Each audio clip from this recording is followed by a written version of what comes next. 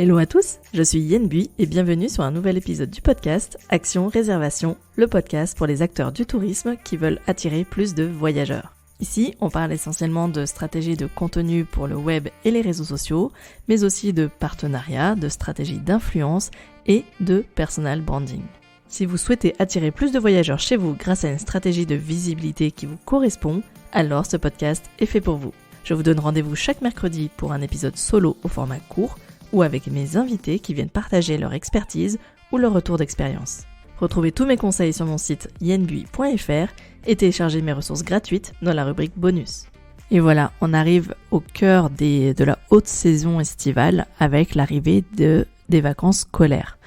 Alors pour ce nouvel épisode, je vous propose, étant donné que je me doute que vous allez avoir du mal à maintenir un rythme de publication en haute saison, je trouvais que cet épisode allait sans doute vous être très utile, en tout cas je l'espère, en parlant du recyclage de contenu. Je vais vous partager mes bonnes pratiques pour recycler votre contenu et ainsi maintenir une présence, mais avec des contenus qui existent déjà et que vous allez en fait remettre à la une et recycler.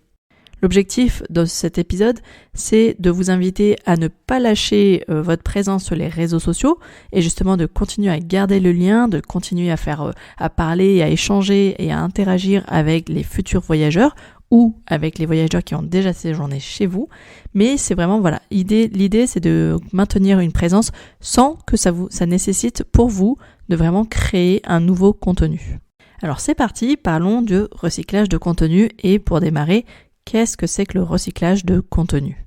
Alors c'est vraiment un terme et une pratique qui est vraiment intéressante quand on est créateur de contenu, à savoir qu'on a un blog, qu'on écrit régulièrement des articles, qu'on a une newsletter, qu'on arrive à tenir une édition par exemple mensuelle ou trimestrielle, qu'on a par exemple développé son plan média et donc sa visibilité au travers d'autres médias, en étant par exemple interviewé sur mon podcast. Pour certains d'entre vous, ça a été le cas. Voilà, l'idée c'est de réutiliser des contenus existants et d'en extraire une partie pour la remettre au goût du jour. Ça permet notamment de remettre à la une des contenus qui ont plutôt bien marché, des articles de blog par exemple que vous savez qui ont plutôt bien marché grâce à vos statistiques, et du coup de vous dire ce contenu il a plutôt bien marché, mais plutôt que de le remettre à la une de la même manière, c'est de le remettre en avant sous un autre angle parfois. Entrons maintenant dans le vif du sujet et maintenant je vais vous partager donc mes bonnes pratiques pour faire du recyclage de contenu. Un contenu qui existe souvent, mais que vous, en tant qu'hébergeur touristique, vous ne pensez pas assez souvent à mettre en avant, c'est le partage des avis, les témoignages des clients qui ont séjourné chez vous. Il n'y a rien de plus simple pour vous comme contenu que de reprendre des avis, évidemment des avis plutôt 5 étoiles, qui vraiment mettent en avant les atouts majeurs de votre location saisonnière et qui parlent de votre qualité d'accueil, de votre personnalité, de votre sourire, de votre bonne humeur, tout ce qui met en avant l'ambiance de votre location saisonnière. Et en plus, ça permet de mettre en avant et de remercier publiquement finalement ces personnes qui sont venues chez vous et qui se sont en plus donné la peine de mettre un avis, et donc c'est une manière comme une autre de les remercier. Au sujet des avis, il y avait une idée assez originale de mon ami Lionel Clément qui avait partagé ses conseils et son expertise en storytelling dans l'épisode numéro 45 sur comment développer son personal branding, notamment avec le storytelling. Et il parlait d'inciter en fait ses vacanciers à laisser un avis, mais aussi à créer du contenu original, notamment avec des vidéos de leur séjour, que vous alliez derrière pouvoir réutiliser. Donc n'hésitez pas aussi, grâce au hashtag de votre location saisonnière, ou tout simplement parce que vous allez être tagué par vos vacanciers sur les réseaux sociaux, à réutiliser ce contenu qui existe déjà et qui vous suffit simplement de remettre à la une sur votre propre compte. Donc ça m'amène, en fait, ça me fait une transition vers cette deuxième astuce qui est donc de réutiliser des contenus, des photos, des vidéos qui existent et qui sont créés par vos vacanciers sur place. Là, vous avez clairement du contenu à portée de main, vous n'avez que à le repartager, le reposter comme on dit sur Instagram. Comment pouvoir les repérer? Pour gagner du temps, il y a 2 astuces. Une astuce que j'aime bien et qui, en termes de déco, je trouve qu'elle rend vraiment très très bien. Vous pouvez la retrouver sur une de mes inspirations sur mon site internet dans la rubrique déco. C'est de mettre en avant le hashtag de votre location saisonnière sous la forme, par exemple, d'une bannière en bois, par exemple, ou d'une photo, ou d'une ardoise, un mot écrit sur un tableau avec le hashtag de votre location saisonnière. Il suffit simplement de reprendre le nom de votre location saisonnière, de lui coller le hashtag, et ça va vous permettre, en fait, de créer une sorte de filtre de recherche sur Instagram avec toutes les publications qui comportent ce hashtag. Pour vous donner un bon aperçu de cette idée, c'est Romain Didot du compte HelloFriends _FR, HelloFriendsFR, qui a appliqué justement cette astuce et qui a fait faire en bois un joli logo en fait Instagram de son compte Instagram en rappelant le compte HelloFriends et qu'il a accroché en guise de décoration au sein de sa location saisonnière et qui du coup incite ses vacanciers à partager leurs publications en taguant et en mentionnant son compte officiel. Et pour Romain, ça lui fait du coup du contenu à repartager facilement. Je vous mettrai le lien vers cette publication et ce rendu de ce logo en bois que j'ai trouvé vraiment de très bonne facture et j'étais ravie en tout cas de voir que Romain avait appliqué ce conseil. La troisième astuce, c'est si vous avez été interviewé sur mon podcast notamment ou dans un autre podcast ou à la radio, sur France Bleu ou sur France 3 Régions, si vous avez eu une interview vidéo, si vous avez été interviewé par un journaliste, n'hésitez pas à extraire de faire un extrait audio de cette interview que vous allez pouvoir distiller avec les moments forts de cette interview, avec ce qu'on appelle une citation, un extrait fort d'une phrase que vous avez dit. Privilégiez plutôt des extraits courts, à savoir moins d'1 minute, pour pouvoir les repartager en réel, par exemple, sur votre compte Instagram. Quatrième bonne pratique pour faire du recyclage de contenu, notamment si vous avez un blog ou une newsletter, pensez à, faire des extraits de ces articles, faire des extraits de vos conseils, faire un extrait, par exemple, si vous avez fait un article de blog qui parle des 5 meilleures randonnées à faire dans la région, n'hésitez pas à en faire 5 contenus différents. Parce que en ayant fait cette sélection de 5 sorties, chacune de ces sorties peut devenir un contenu à part entière. En fait, c'est ce qu'on appelle faire du snacking content. C'est-à-dire qu'on va découper un contenu assez conséquent. Si je reprends cet exemple des 5 sorties à faire, 5 sorties incontournables à faire dans la région, en le découpant en 5 contenus différents, bien distincts, ça vous fait donc 5 contenus et qui sont plus facilement consommables parce que d'une semaine à l'autre, vous allez partager la sortie numéro 1, puis la sortie numéro 2, puis la sortie numéro 3, etc. Et vous pouvez décliner ce type de bonne pratique pour vos 3 restaurants favoris, pour les 3 activités phares, pour les 5 meilleurs spots photos, etc. Vous pouvez autant décliner un sujet en différents contenus. Et c'est là vous avez fait du snacking content. C'est un contenu qui est facilement consommable. Pour vous donner un exemple concret de recyclage de contenu, quand j'ai fait une interview ou un café live et que je veux par exemple le remettre à la une dans une de mes publications, j'en fais un extrait. Parfois l'extrait il sert de teasing, mais aussi parfois ça me permet de revenir et de remettre un peu une couche sur une thématique qui me tient forcément à cœur vu que j'en parle. Et ça donne envie par exemple de dire tiens, vous aviez pas téléchargé le replay de ce café live, je vous en mets un extrait audio. Peut-être que ça va vous inciter du coup à télécharger le workbook et le replay du café live. C'est pareil aussi, quand je fais une interview, j'aime bien parfois publier un extrait, une citation, une phrase clé de l'interview d'un expert par exemple que j'ai interviewé sur une thématique en particulier et j'aime bien extraire des conseils, des astuces et d'en faire une publication séparée, notamment sous la forme d'un carrousel le plus souvent.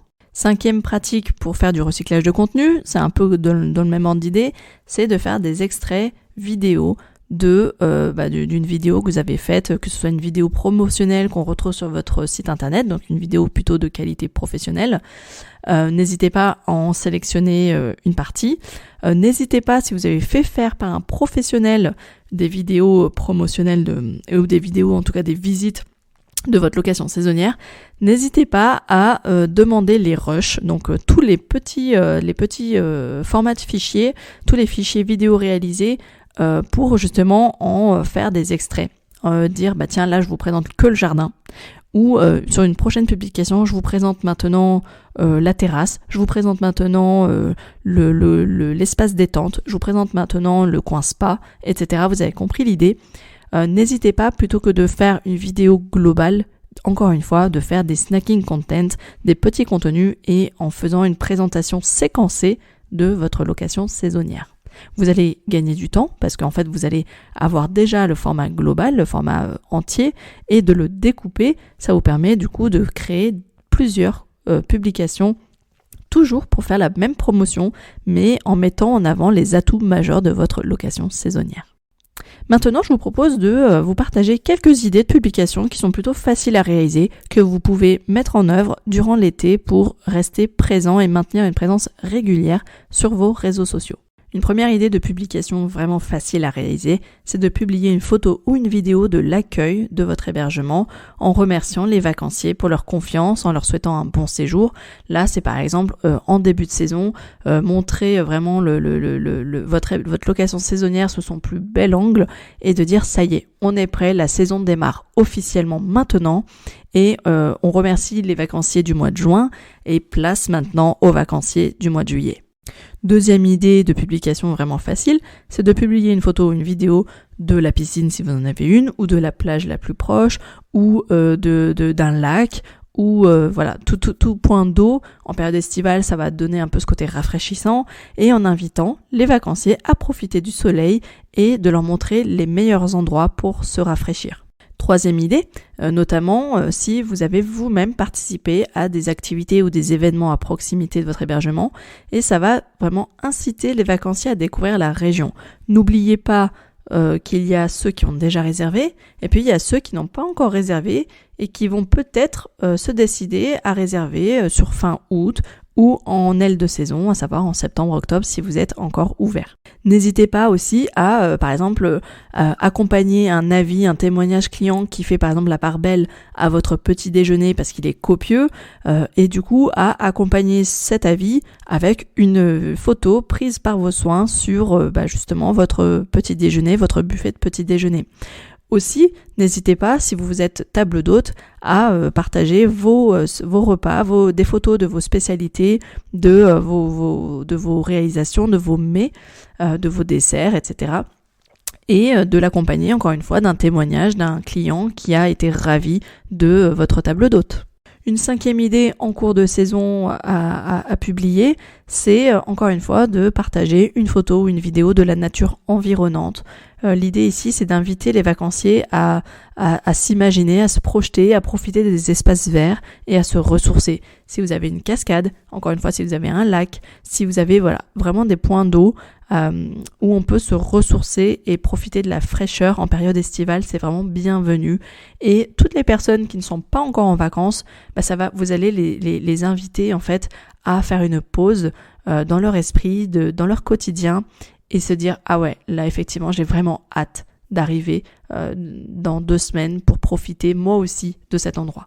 Par exemple, pour cette 6e idée, vous pouvez aussi mettre en avant certains équipements de votre location saisonnière en mettant ses avantages, les différents services que vous proposez, mais par exemple pour dire cet équipement-là, c'est vraiment le best, la meilleure idée que j'ai eue parce que c'est l'équipement privilégié, le favori, celui qui rencontre un franc succès à chaque location auprès des vacanciers. Je pense par exemple à tout ce qui est équipement bébé, parce que vraiment on déteste partir avec toute la maison dans la voiture. Alors quand on arrive et par exemple, je vous dis n'importe quoi, mais il y a le baby cook ou le Nutri Baby pour pouvoir préparer des repas maison et sains pour son enfant, et qu'on n'a pas eu besoin de l'emporter, je peux vous dire que vraiment, on est hyper content de ce genre d'équipement à notre arrivée. Donc n'hésitez pas à mettre en avant un équipement et à l'accompagner parfois d'une photo de mise en situation. Par exemple, une maman qui a séjourné et qui est en train d'utiliser justement un équipement, en train de préparer des repas. Vous avez mis à disposition une plancha, un barbecue. N'hésitez pas à faire des photos de cet équipement en pleine utilisation, avec justement ce côté très convivial du barbecue, des grillades, des poissons qui viennent d'être pêchés par exemple et qu'on est en train de faire griller sur le barbecue. Pour les personnes qui ont la possibilité de mettre en avant une photo, une vidéo des animaux ou des plantes de la région, n'hésitez pas à les partager et incitez les vacanciers à venir découvrir toute la biodiversité locale présente au sein de votre région.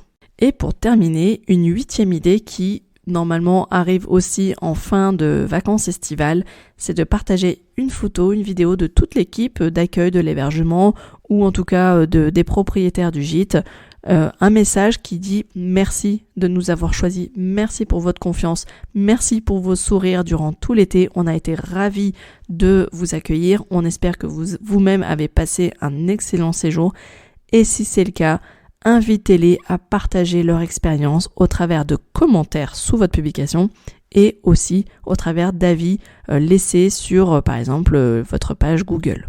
Et voilà, j'espère que ces quelques idées vont vous permettre en fait de maintenir une présence régulière sur vos réseaux sociaux durant tout l'été, que ce soit au travers du recyclage de contenu avec les quelques bonnes pratiques que je vous ai partagées, mais aussi avec quelques idées de publication originales, enfin dans le sens inédit parce que vous l'avez peut-être pas encore fait, mais qui sont vraiment faciles à réaliser et que je vous invite vraiment à partager, à la fois pour remercier les vacanciers qui sont venus, mais aussi pour donner envie aux vacanciers qui ne sont pas encore venus, pour leur dire il est encore temps, ou en tout cas rendez-vous à la prochaine saison. Ne manquez pas de venir vous aussi découvrir tous nos équipements, tous les avantages de notre location saisonnière et toutes les activités à découvrir dans la région.